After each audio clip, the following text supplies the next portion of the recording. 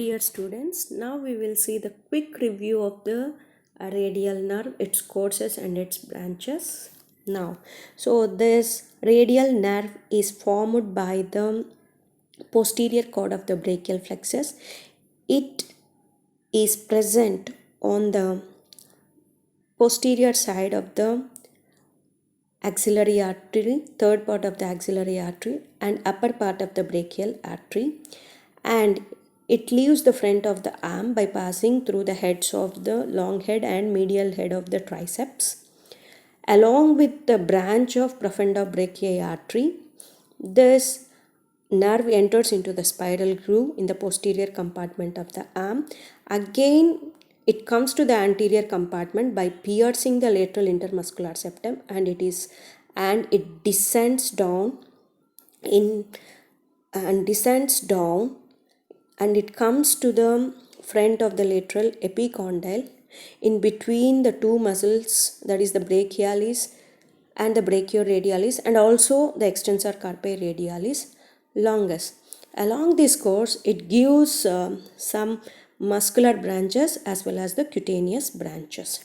So the muscular branches to the long head and medial head of the triceps, and it is giving cutaneous branch called the posterior cutaneous nerve of arm and lower lateral cutaneous nerve of arm and also posterior cutaneous nerve of forearm.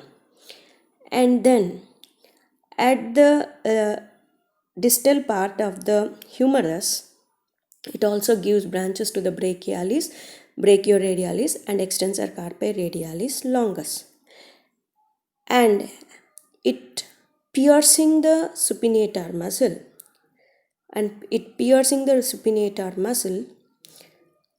before piercing the supinator muscle in the cubital fossa, it is divided into two branches. One is the superficial branch and the deep branch.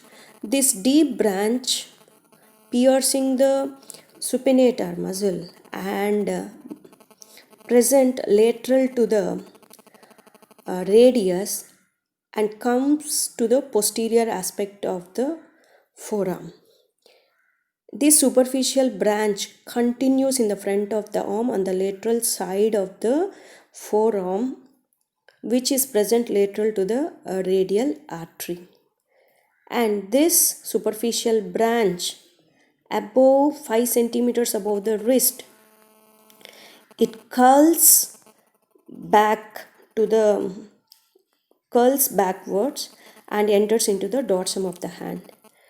And at this level, it gives some branches to the wrist joint.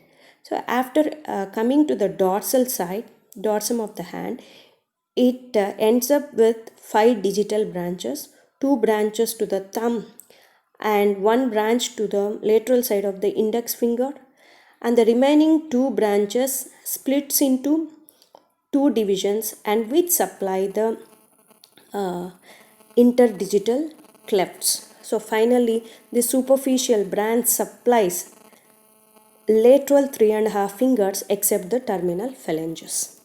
Okay, and then this deep branch after entering into the forearm, so during the piercing, it gives nerve supply to the supinator and the extensor carpi radialis brevis. After that, it gives branches.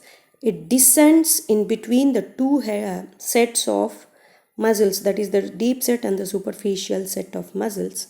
So it gives branches to the extensor digitorum, extensor digiti minimi and extensor carpi ulnaris. These 3 are the short branches, and the long branches to the extensor pollicis longus, extensor indicis, abductor pollicis longus and extensor pollicis brevis, and this nerve end up on the corpus by forming a pseudoganglion on the corpus. At this level, it also supplies to the ligaments and the joints of the carpals and the wrist. So this is the course and nerve supply of the radial nerve.